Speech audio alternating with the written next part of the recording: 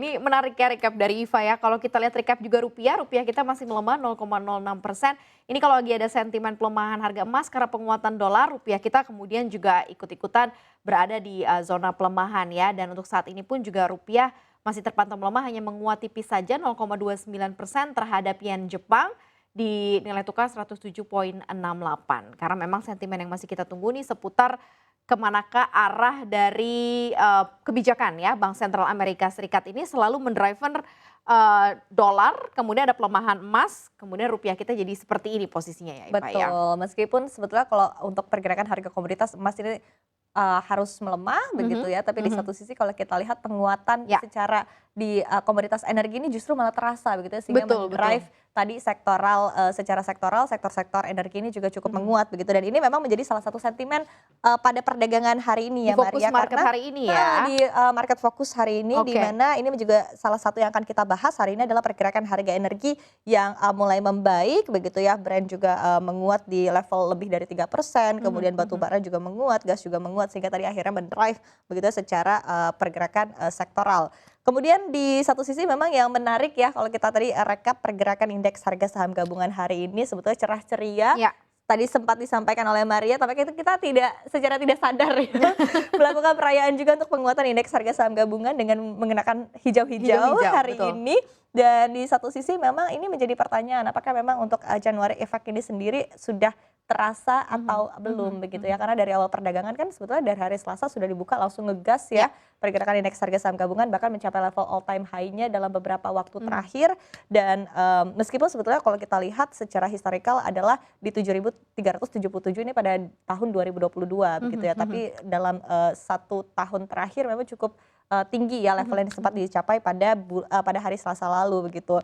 Nah, sementara kalau kita lihat memang ada kecenderungan January effect ini para pelaku pasar ya tentunya memborong saham-saham yang dianggap secara fundamental ini memang menarik begitu, Betul, sehingga bisa betul. di-keep untuk jangka waktu yang lama, apalagi mungkin bagi para pelaku pasar yang baru mendapatkan bonus pada Ya, akhir ya, Desember, ya. kemudian bonusnya belum habis ya dipakai untuk jalan-jalan, ataupun juga mungkin kasnya juga masih cukup banyak begitu pada akhir Desember, sehingga akhirnya memang ada kecenderungan January effect ini dimanfaatkan oleh para pelaku pasar begitu untuk memborong saham-saham yang fundamental memang secara fundamental bagus begitu, ataupun bisa di-keep untuk jangka panjang.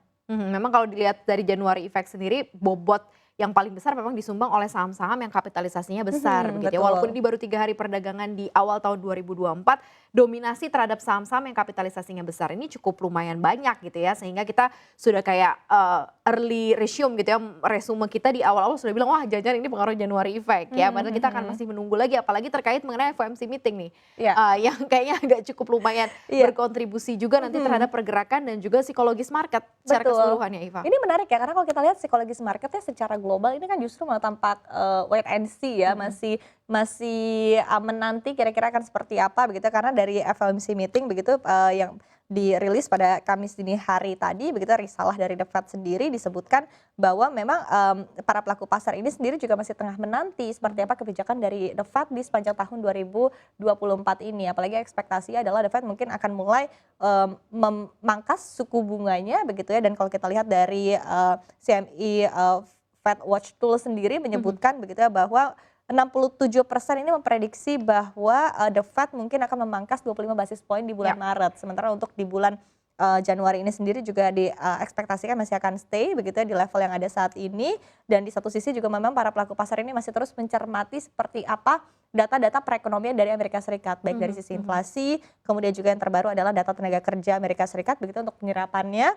Dari JOLT sendiri ini bahkan sebetulnya datanya juga sudah mendingin, lebih buruk dari ekspektasi para pelaku pasar di angka 8,79 juta begitu, sehingga menjadi pertanyaan apakah ini akan membuat urgensi The Fed untuk menurunkan suku bunga acuan ini akan lebih tinggi begitu. Karena mereka juga masih dalam poin di mana akan mengincar inflasi juga di level 2% sebagai target akhir ya. Betul. Jadi ini masih cukup lumayan jadi PR juga, dan untuk emerging market seperti kita ya kena imbasnya gitu ya dengan apa yang akan menjadi keputusan penting dari The Fed. Oke, kita lihat dari sisi energi ini juga termasuk salah satu yang terapresiasi. Tadi juga Iva sudah bilang, dan ini di commodity price-nya juga tercermin ya Iva ya. Iya, betul sekali, di commodity price juga tercermin, dan di satu sisi ini juga menjadi perhatian seperti apa untuk pergerakan harga energi ya dalam beberapa waktu terakhir begitu, apalagi kalau kita berbicara berkaitan dengan harga komoditas energi ini kan juga sangat erat begitu ya dengan sentimen geopolitik yang ada, apalagi juga di awal tahun ini juga tampaknya sentimen geopolitik ini masih belum mereda ya, sehingga ini juga menjadi pertanyaan kira-kira akan kemana arah pergerakan dari harga minyak dan juga dari harga batu bara ataupun juga gas begitu. Meskipun sebetulnya kalau ketika kita berbicara mungkin dengan para analis, dengan para ekonom begitu ya, mereka pun tidak mengekspektasikan harga energi akan bergerak secara signifikan di tahun 2024 ini. Mungkin masih akan bergerak stagnan atau bahkan melandai begitu, bahkan turun dari level yang ada dari saat ini. Tapi tetap kita akan lihat seperti apa.